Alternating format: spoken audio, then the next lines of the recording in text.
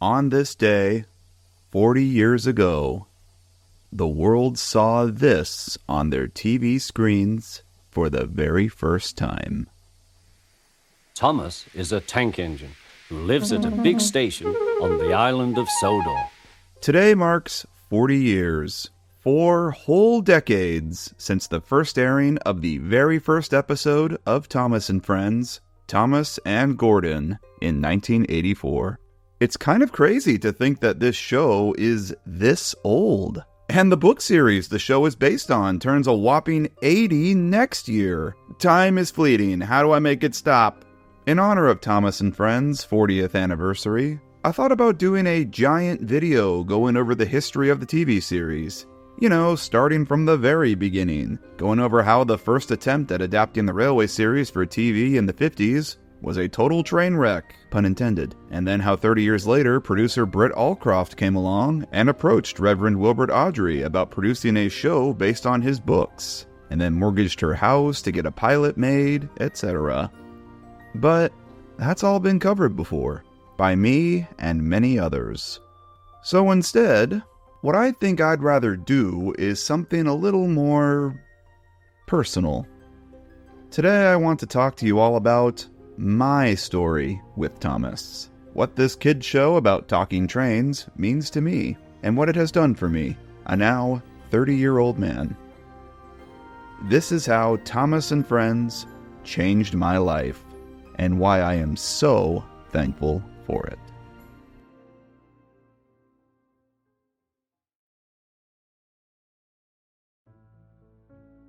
Now, I don't actually remember my first ever encounter with Thomas, but my mom says that I was 2 years old. When I was little, I would always wake up early, and I still do, and my mom would take me out to the living room to let me play. She often put on PBS for me, and one fateful morning, a little show called Shining Time Station was on. Shining Time Station was a variety show. It centered around a group of people who worked and lived in a railroad station called Shining Time.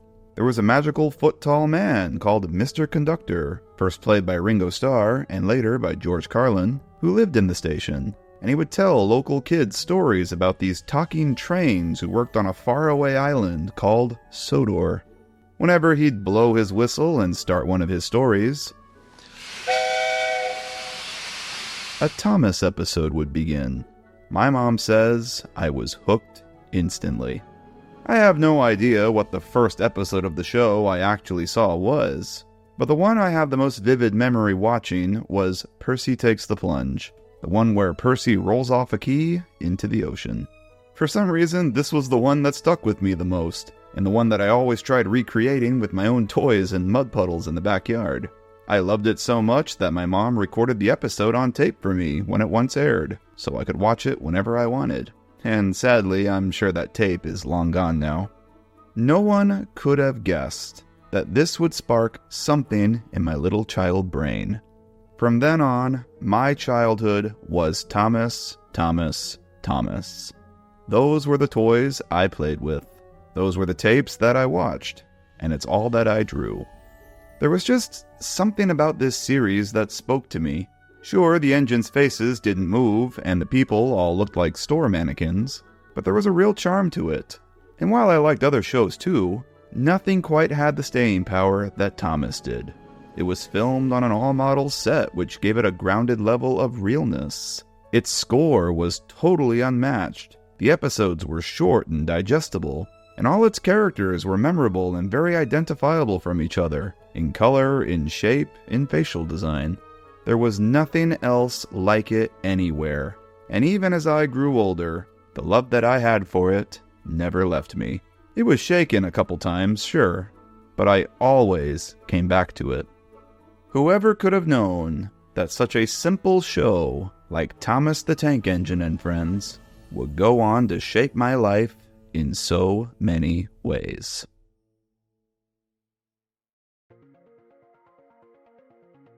Through Thomas, I learned valuable life lessons. And I know that sounds so cheesy. I don't mean like the show told me not to be selfish in an episode, so I stopped being selfish that day.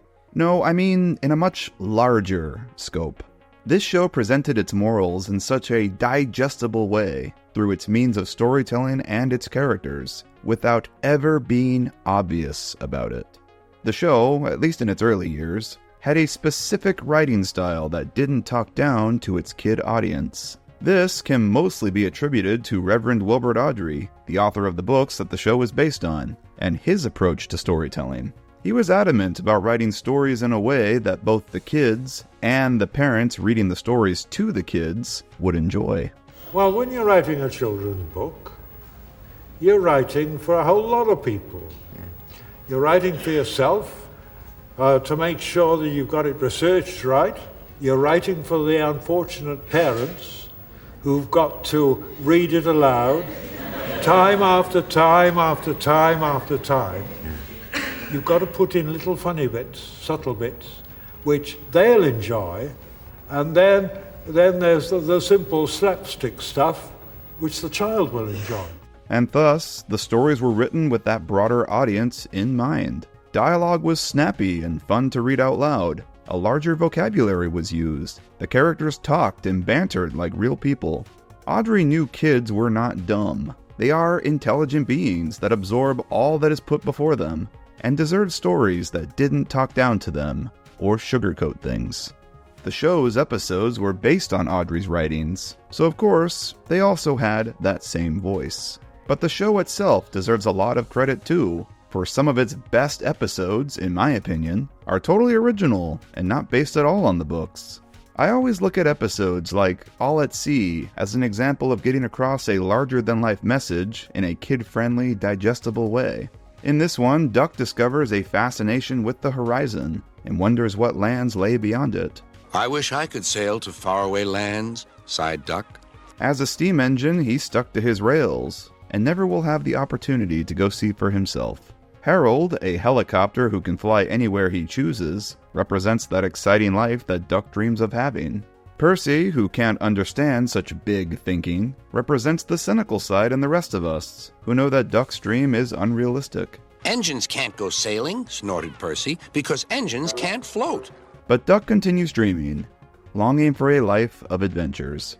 But only after assisting in an emergency where an engine's talents are vital, he makes a realization. He does have value as a steam engine, as he is on his rails. And perhaps the life of adventures that he longs for are attainable right here in front of him, right for the taking. I feel like the typical ending to a story like this would be Duck actually achieving that unrealistic dream in a way he didn't expect, and he actually gets his chance to go abroad, proving to the naysayers that they were wrong to doubt him. But no, instead it's a much more realistic, grounded ending, with an even stronger takeaway. All of what's important in life isn't somewhere far you have to go search for. It's right here in front of you. It really is a beautiful story about learning to appreciate what you have in your life and recognizing the value of your own strengths as you are, whatever your shortcomings. Season 5's Rusty and the Boulder is another fine example of an episode with a grand message. On the surface, this is just an exciting adventure story about a giant boulder that runs loose on the railway. But the bigger takeaway is something much more. It's a commentary on how nature can never be tamed, and that man should tread lightly. Man is represented here by the engines, who are all machines created by humans. Symbolically, they are the reach of man's hand. They all attempt to dig out a quarry and industrialize a peaceful part of Sodor, only for nature to clap back and show its mighty hand in return, in the form of the boulder. We should have left this part of the island alone. No matter what man creates, nature will always find a way to overcome it, and should be respected. Things were never sugar-coated. They didn't shy away from showing the lifeless corpse of a scrapped engine, or how brutal and dangerous a collision or a runaway train could be. Sometimes they showed that people got hurt.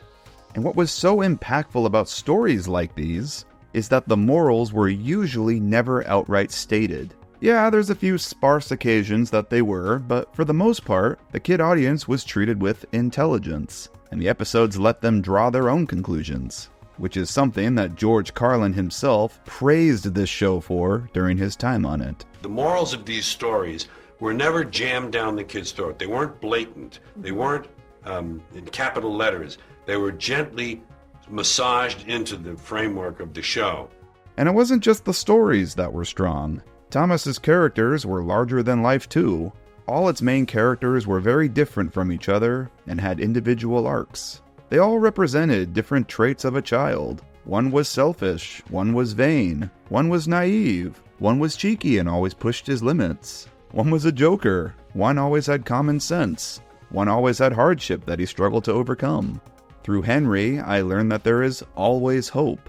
Even when life deals you the worst hand imaginable, things will always get better, so you just keep going. Through Gordon, I learned what humility was, and how a big ego and being selfish ultimately will get you nowhere. Through Duck, I learned the importance of self-worth, pride for what your strengths are and where you come from. Never forget who you are and what you value most in an ever-changing world. Through Edward, I learned never to give up. And I don't mean like, oh no, this wet road is hard to drive on, but I'll just keep going. No, I mean setting long-term goals for myself and seeing things through to the end. And even when it seems bleak, don't lose sight and keep chugging towards the gold, because it will pay off in the end, and the reward will be so sweet. Toby is what I strive to be in my later life, totally happy and content, living a quiet life with my wife, laughing at the ignorant youngins who haven't learned better yet. The characters of this series are deceivingly complex, all with their own arcs and detailed histories, at least in the early years. Some saw major status quo changes that kept their journeys interesting. The world of Sodor never stopped growing. Nothing ever stayed stagnant. Thomas himself even grew into a totally reformed character by Season 5, compared to who he was back in Season 1. He started out as a little prick, being rude and letting his ego get the best of him. Rubbish, said Thomas. You're too fat, you need exercise. You know, your typical child. And after years of embarrassing himself and learning from these experiences, he had grown into a voice of reason and became the one to slam others for getting big heads. James, why don't you think about something or someone else for a change? You'll be surprised at how much better you'll feel if you do. Ha! It's a very subtle arc, and perhaps it wasn't even intentional, but it doesn't matter.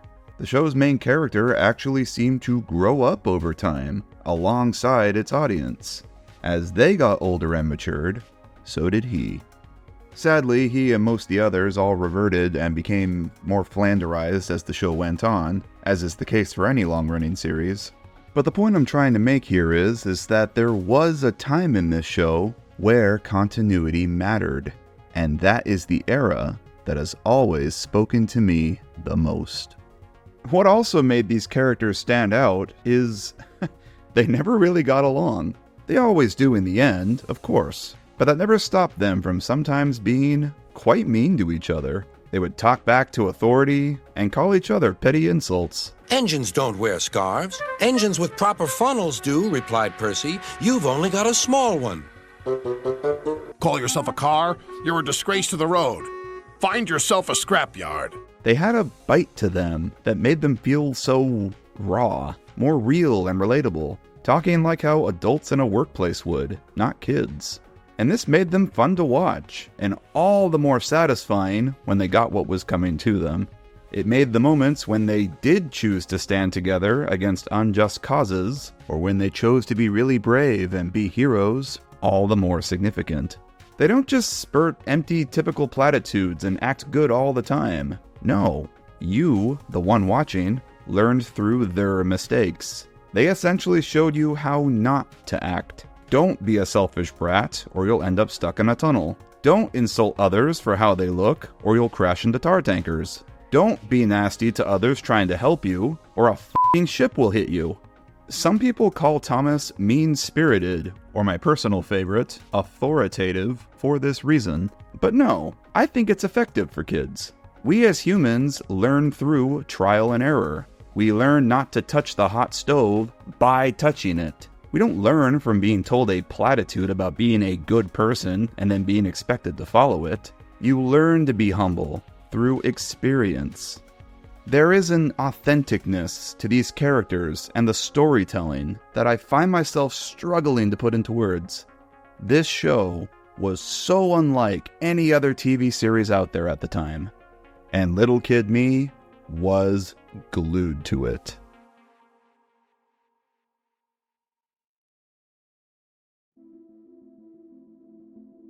That was a long spiel about the characters, and yet I didn't once mention in all that they are all trains. Thomas and his friends are all based on existing engines in real life, and through them, I learned about those real trains, and many, many others. The universe of Thomas and Friends takes place in the real world. It's not cartoon logic where a kitchen sponge and a starfish can eat burgers underwater, nor is it like Pixar Cars logic where the machines are alive and replace the people, nor is it like Toy Story logic where it is the real world, but the anthropomorphized beings live in secret. No, Thomas just takes place openly in the real world. The characters operate like real steam engines. They need people to fuel and operate them. Real-life history and phenomenons occur and affect things. The only outlier between this and the world that we actually live in is that the trains can talk. And I don't think the reality of this universe really asks its audience to suspend their disbelief that much for this to make sense, purely because steam engines lend themselves to personification pretty seamlessly. And Audrey nor Britt Allcroft were the first to think of this. People had been personifying steam locomotives since, well, the invention of the steam locomotive. Steam engines chuff and puff as they go, just like how humans breathe heavily when they run or work hard. They fill themselves with coal and water to create energy, just like we do with food. They can be temperamental and just don't want to work, just like all of us on most mornings. They make a ton of noise when they arrive or depart somewhere, just like we do when we walk into a party and see friends and family. Now, a steam engine is an extrovert. He likes to know, likes you to know, how he's doing or how badly he's being treated. Yeah. He's always got something to say. Steam engines just seem so alive in their nature, so it's not at all a stretch in this universe to just treat them as if they're actually alive. All these attributes of real trains are core to the characters' designs and how they operate within this world. Each character is based on a locomotive in real life, some more obviously than others. And this, right here, is the key. Connecting the characters you see on screen to real engines out there opens the gate to a larger world for younger viewers. Now, they may love Thomas as a kid, so one day they may look into what type of engine Thomas is. And through that, they may learn about the E2 class tank engine, perhaps learn that it wasn't the best engine ever designed, and then look further into why. And then that leads into learning about its design, the railway it served, the time period it was built in, and the list goes on. You know, real history. Or maybe they'll find out that Skarloey is based on a real narrow gauge engine that still exists today in Wales, and they'll beg Mom and Dad to take them there to experience the real Skarloey. And boom! The transition from a Thomas fan to a railway enthusiast begins. And that interest will never leave them. A locked-in fan for life. I am not special. Just like everyone else here, Thomas is what introduced me to the world of trains. They have always excited me.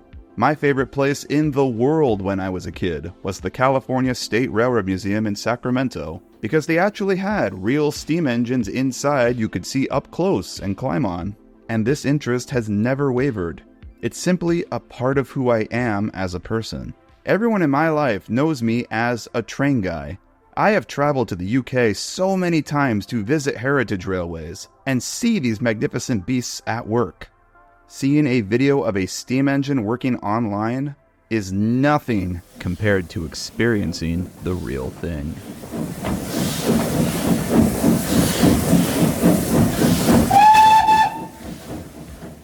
That real-world connection is so absolutely core to Thomas's appeal. Do you all realize how many railway volunteers out there all found their interest in trains through Thomas? I'm willing to wager most of the younger volunteers of today all watched Thomas when they were kids and all still appreciate it as adults. And they'll pass that along to their kids, and so on. This appeal is so important both for the longevity of the Thomas brand itself and the heritage railway industry as a whole. Thomas is a huge part in what gets people into trains because he acts and looks like a real train. Simple as.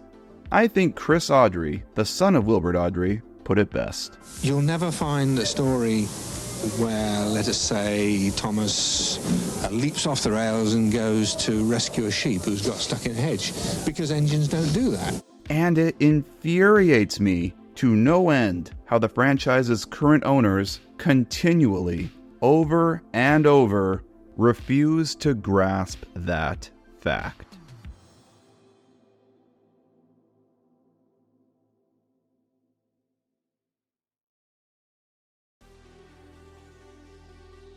Thomas and his friends being representative of real-life locomotives is accented greatly by the fact that the original show was filmed with models. In its early years, Thomas was unique for it was filmed on an all-model set. Real, physical, tangible model trains that moved and operated in a real space and puffed real steam.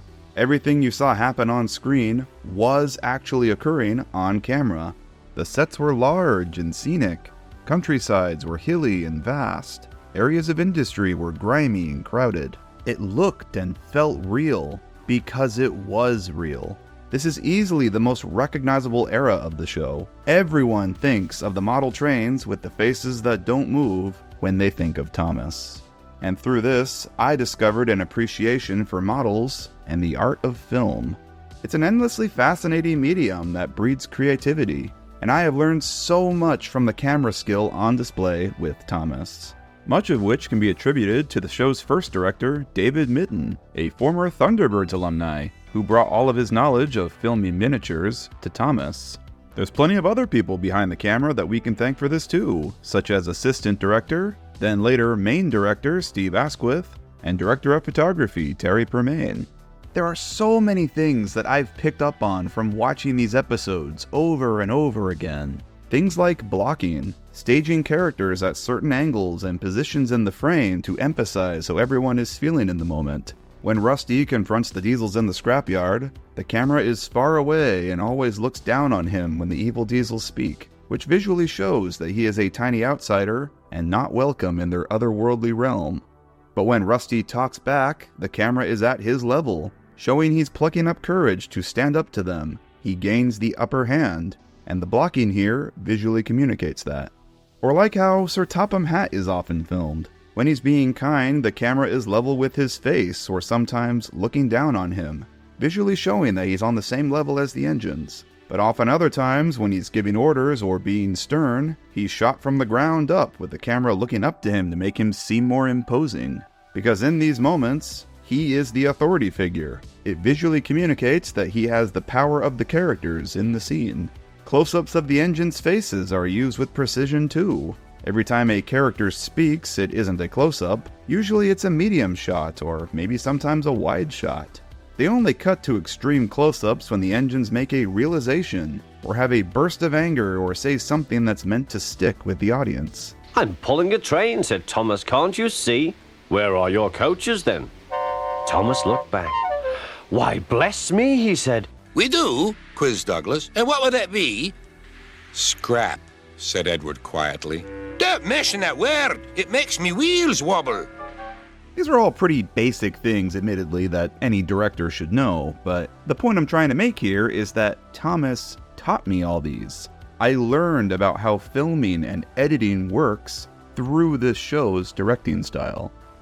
We never forget that these characters are indeed meant to be real engines, and the way they're filmed in motion shows us that. Keep in mind, these are Gauge 1 model trains. They're only about 5 inches tall, and some under a foot in length. And yet, through clever camera trickery and effective sound work, they make them look and feel so huge. Often the engines are filmed at low angles, as if the camera is showing us the point of view of a person standing beside them. It makes the engines look big, like a real engine. Oftentimes they'd shoot the engines departing at a high frame rate, and then slow it down to 25 frames per second in post. Giant things move slowly because they're so heavy.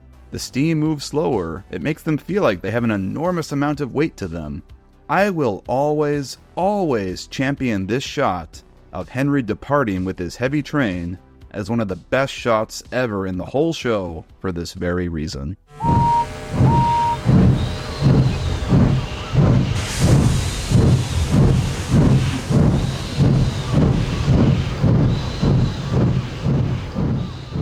I genuinely believe that anyone who is starting out in the film industry could look to Thomas as an example of filmmaking and take away so much from it. One can learn so much about blocking and camera placement and editing from watching this show. If any of you have ever tried to film with models before, you'll know it's not exactly a cakewalk. There's a lot of precise timing and variables at play, making sure the trains pass each other at the right moment, ensuring the smoke bursts go off right when the engines stop, or timing an engine passing the camera at the exact right moment when the camera finishes dollying in. It's hard work, and a single shot could take multiple takes to get right. And knowing all this makes the really big spectacle moments that much more dazzling. Like when you find out they were only able to do one take for the big chimney collapse in Thomas's Trusty Friends.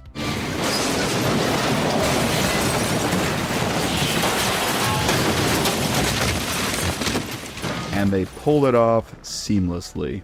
Or things like the trucks all perfectly landing onto Bulstrode without falling into the water. How many takes do you think this stunt took till they got it right? What a major pain in the ass. They'd have to pick up the trucks and then clean up all the ballast and reload them. Sheesh, it requires so much work.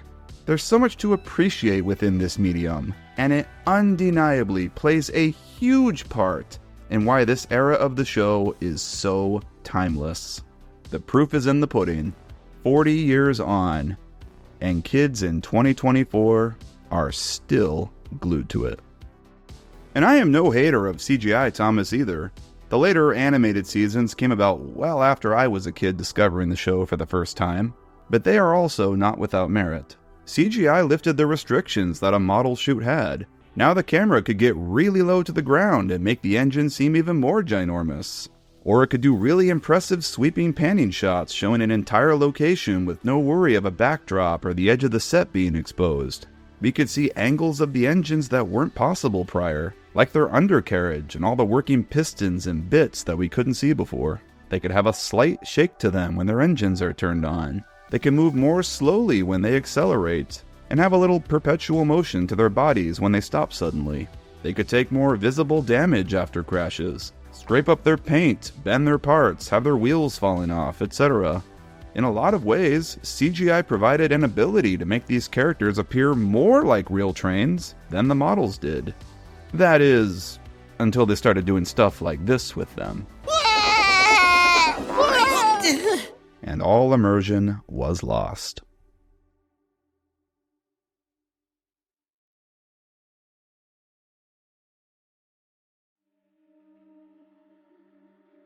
Through these episodes, I always tried to recreate what I saw on screen with my own toys as a kid. Because it was filmed with models, it made me want to recreate what I saw with what I had. It sort of activated that imagination part of my kid brain. It made me think, oh, well, if they can do it with physical models, then surely I can too, right? These recreations evolved from me pushing a Tommy Percy into a mud puddle to actually filming with what I had. And through this process over time, I discovered my own passion for video editing, trying to recreate scenes from episodes or putting together my own music videos. And there is so much that I taught myself in video editing software to achieve certain shots, like learning to sync footage cuts with beats in a song, or how to motion track images onto footage so I could edit the faces to have different expressions. My first YouTube channel was opened in 2007, and I've had quite a few since. For a long time, all I ever posted were music video edits, or something that I filmed with my own toys. You may all remember some of those, depending on how long you've been following me. And those eventually evolved into video essays, talking about the newest seasons and movies that were coming out at the time. And for the longest time, this was simply a hobby. A hobby I never tired of. I don't know what it is. I guess it's just how I'm wired. but I never get tired of editing Thomas videos together, regardless of topic. Video essay, music video, filming something on my layout, a whole recreation of stories with voice actors, you name it. A wise person once said, if you have a job, but all you think about is your hobby, then maybe your hobby is what you should be doing in life. Listen to what your heart tells you, and that is exactly what I did. It was a long, winding road to get to this point, over years of content creation and building a following on YouTube, juggling it and my full-time job, and then having to start all over again last year after some copyright issues. But I'm happy to say that I'm finally at that point. I create Thomas videos for a living. I used to work an office job in San Francisco as a web designer. And you know what? It wasn't for me. I enjoyed it for what it was. I definitely don't regret my years there, but it wasn't my passion. This right here is my passion. This is what gets me excited to wake up every morning. The ability to talk about, to create art about my favorite show on earth, and to have a faithful following of people who want to hear me talk about my favorite show on earth is something that I am truly, truly grateful for. With what I've made from this channel, I think I've made a pretty good life for myself, and I am so content with where I am today, because as a kid, a little blue train inspired me to create.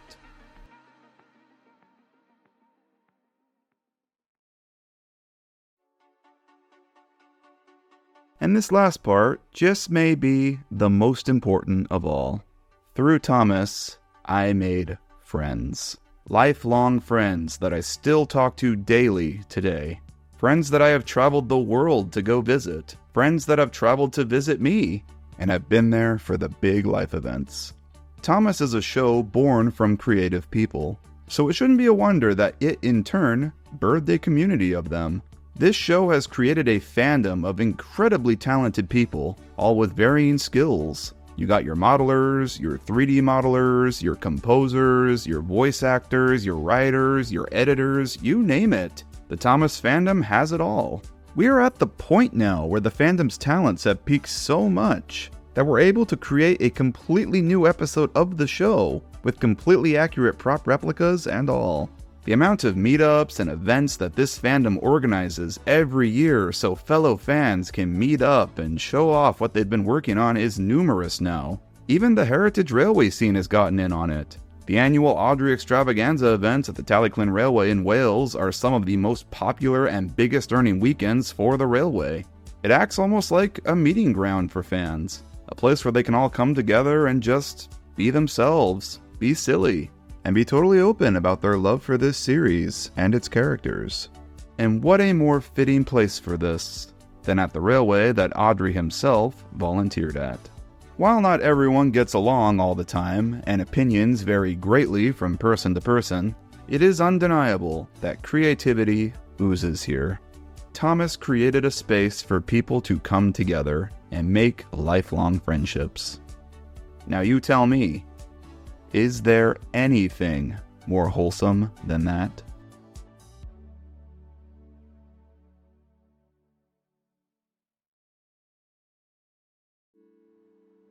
Thomas has seen a lot of changes made to it over these past 40 years. The show had several dips in quality over time, like any long-running series.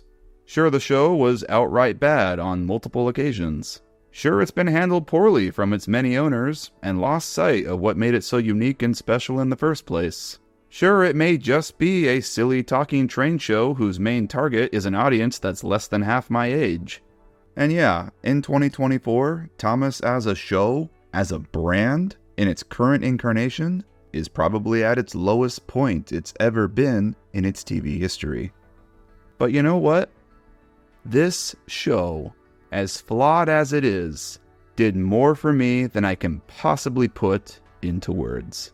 Because without it, I would not be where I am today.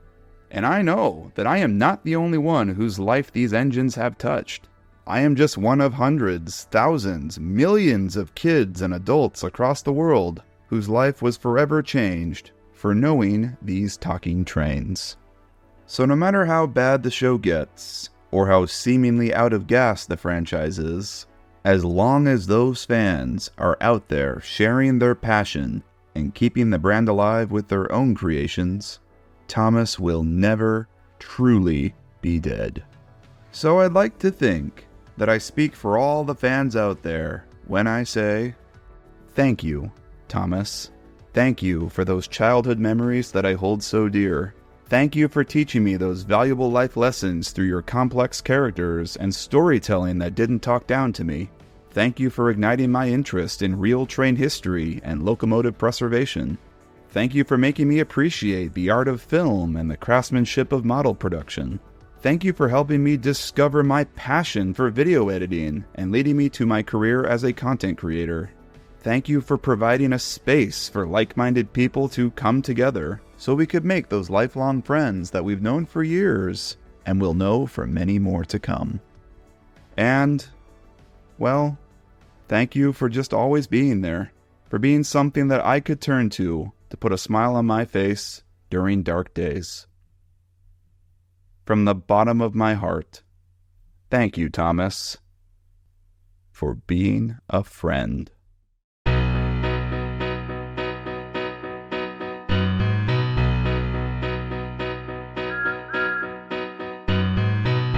Thank you for being a friend. Travel down the road and back again. Your heart is true, you're a pal and a confidant. I'll tell you that I'm not ashamed to say I hope it always will stay this way. My hat is off, won't you stand up and take a bow? And if you threw a party, invited everyone you knew, you would see the biggest gift would be from me, and the card attached would say, thank you for being a friend. Thank you for being a friend. Thank you for being a friend. Thank you for being a friend.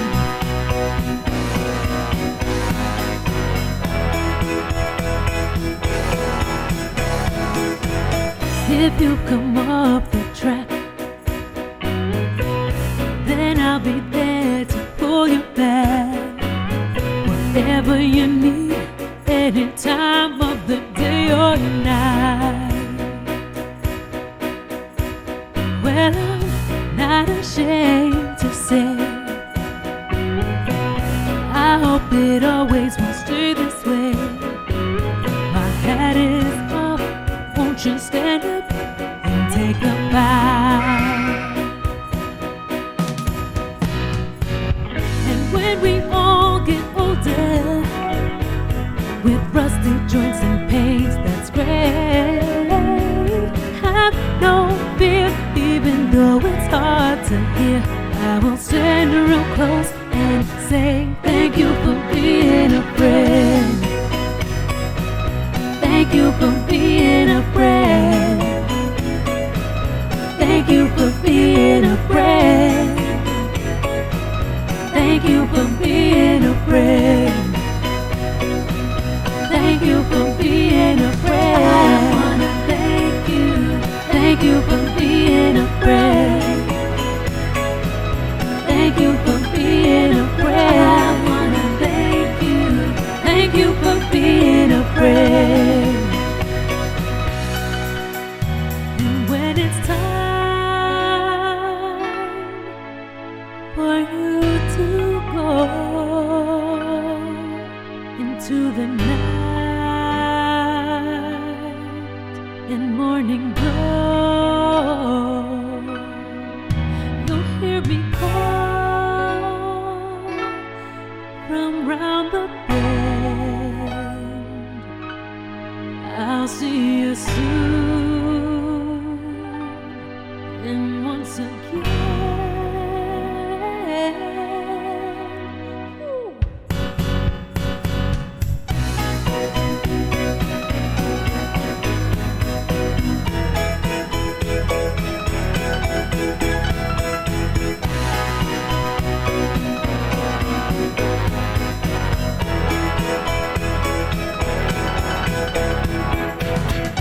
thank you for being a friend. I wanna thank you for being a friend. I wanna thank you for being a friend. I wanna thank you for being a friend.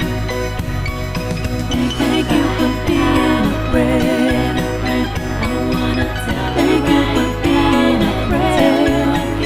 I wanna thank you for being a friend. Thank you for being a friend. I wanna thank you for being a friend.